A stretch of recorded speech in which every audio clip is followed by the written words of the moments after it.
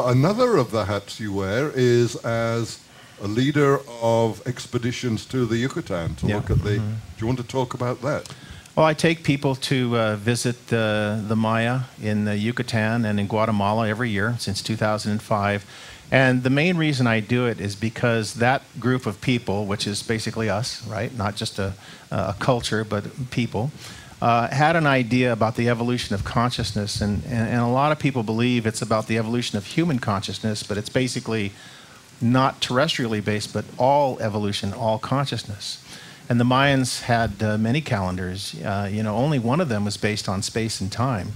All of the rest of the calendars have to do with this evolution of what consciousness represents. So we go and every year, and I have a partner down there, Miguel Angel Vergara, and very highly trained shaman.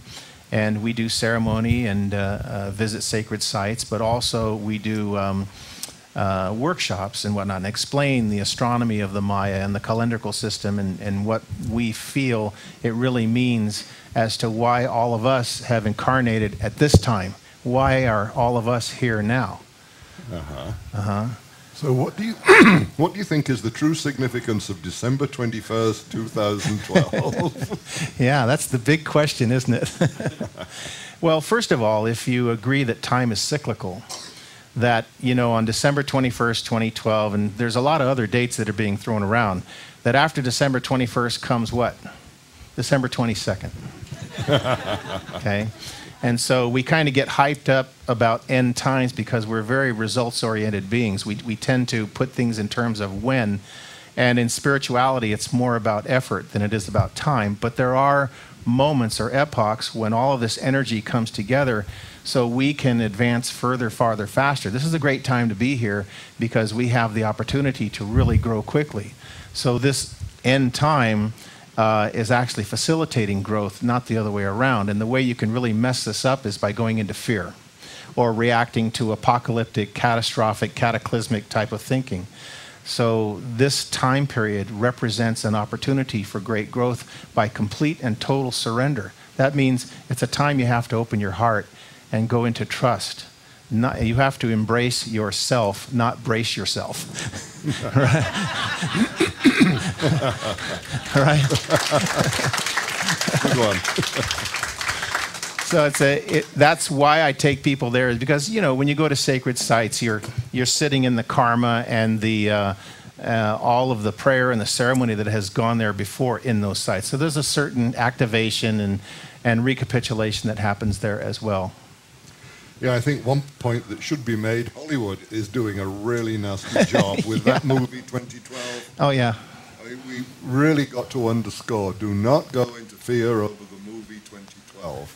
Yeah. It's nothing like what's going to happen. It's just Hollywood trying to open you wallets, that's all. And it's easy to lose your center and go into what if and what's going to happen, what it's going to be like. And you guys that are on the web and you see all the different sites that are projecting, Mars is coming too close, or Phobos is going to hit the Earth, or the asteroid, or Nibiru and the Anunnaki are coming. And there's so much out there. What is the really most important thing is in here, not out there. This, more important. So that's where you have to be very stable, like the pyramid, cannot be manipulated. You take care of this first, and all the rest of that will take care of itself. So what do you think actually happened to the Mayan culture, its demise? My opinion? Yeah. When your karma is complete, usually the body dies.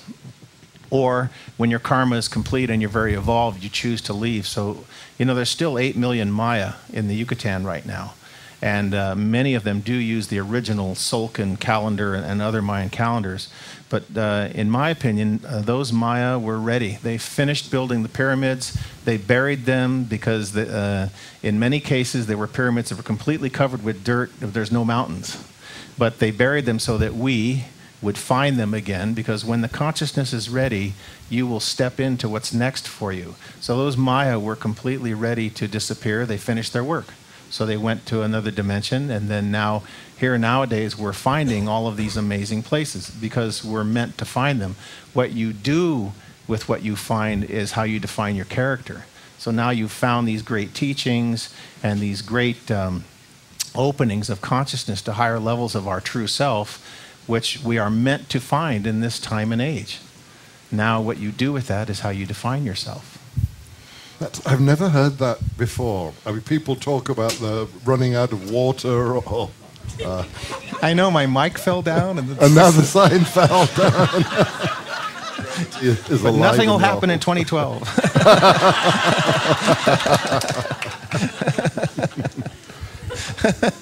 Yeah, people talk about them running out of water, so they had to relocate. I've never heard the idea of the entire population cycling off. Yeah. It's fascinating. I heard the similar thing happened to the Anasazi as well. And other root races that have been here many, many millions of years ago. Yeah. So we've talked about a number of the hats you wear. Which is your favorite hat? Where's your passion? I guess mostly in the healer's training. I love to do that.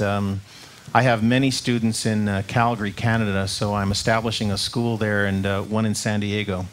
And I hope to, as Steve has done, I hope to do webcasts to be able to teach this widely. Mm-hmm. Yeah. So people could have a vacation in San Diego and come to one of your workshops. Oh, most certainly. Absolutely. Mm-hmm. Yeah. Okay, well, we've got a couple of minutes left. What thought do you want to leave us with? Well, I think that one of the things that we talk about is what are we here to do? You know, yeah, we're here gathered together. And a lot of times we come to these events to hear a speaker, like if the Dalai Lama came here to speak. And I think one of the most important things is this is a collective consciousness where everybody's path is unique but equally important. One of my teachers says that, you know, whether adjusting shoes in the entranceway or sweeping out the hallway, the world operates that the things that need to be done at any given moment, you know, the things that should be done must be done. The reason why some things are boring to us is because we're kind of stuck in that everyday event. But in the eyes of the Absolute, all tasks are the same. So it's easy to think that you come here to this event and you see Tony and I talking or Steve talking or other presenters. But most importantly is we created this together. We might be the ones doing the talking, but this is a collective where everyone's path is of equal importance. If you don't think so, that's your illusion.